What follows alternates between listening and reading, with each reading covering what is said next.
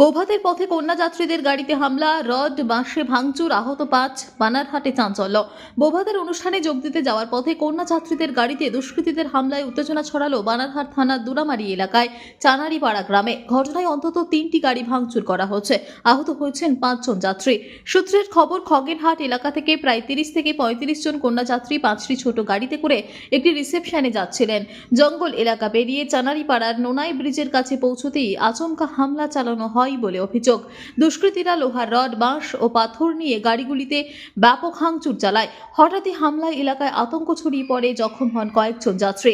খবর পেয়ে ঘটনাস্থলে পৌঁছে বানারহাট থানার পুলিশ জানিয়েছে, ঘটনায় ইতিমধ্যে 12 জনকে আটক করা হয়েছে। হামলার কারণ এখনো স্পষ্ট নয়। ছিনতাই নাকি পূর্বশত্রুতা খতিয়ে দেখা হচ্ছে।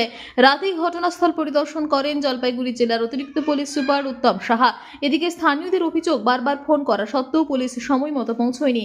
তাদের দাবি, পরিস্থিতি আরো ভয়াবহ হতে পারত, বড়সড় দুর্ঘটনার আশঙ্কাও ছিল। ঘটনার পর থেকেই গোটা এলাকায় থমথমে পরিবেশ বিরাজ করছে। আমরা খগেনহাট থেকে বৌভাত যাচ্ছি নাথুয়ার উদ্দেশ্যে। সেখানে আমরা যাচ্ছিলাম নানাইপাড়ি তো নানাইপাড়ে ওখানে একটা বাজার ছিল। বাজার এলাকায় ওখানে অনেক লোকজন ছিল। লোকজনে আমরা তো কিছু বুঝতে পারি নাই। তো ওখানে যে গাড়ি দাঁড়ানোর সাথে সাথেই আমাদের গাড়িগুলো অ্যাটাক করলো। বলছিলাম, তাদের হাতে কি অস্ত্র ছিল? হ্যাঁ, অস্ত্র ছিল, ছুরি ছিল, কলম ছিল, পাথর ছিল, অনেক কিছু ছিল। আপনারা কতজন যাচ্ছিলেন গাড়িতে করে? মোটামুটি আমরা যাচ্ছিলাম 50 থেকে 60 জন।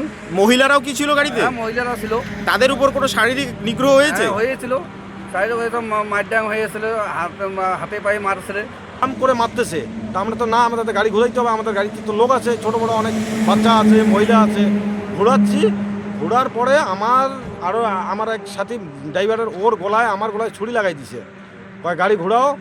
আর আমরা যখন এই গাড়ি ইউটার্ন নিয়ে নিলাম, তারপরে ধুমধাম করে পাথর দিয়ে একদম গাড়ি টোটাল ভাঙিয়ে দিল। মহিলাদের গায়েও কি হাত দিয়েছে? হ্যাঁ, দিচ্ছে। ছোট বাচ্চারা ছিল না আপনাদের সঙ্গে? ছিল তো, মানে গাড়িও ভাঙচুর করেছে? ভাঙচুর করছে।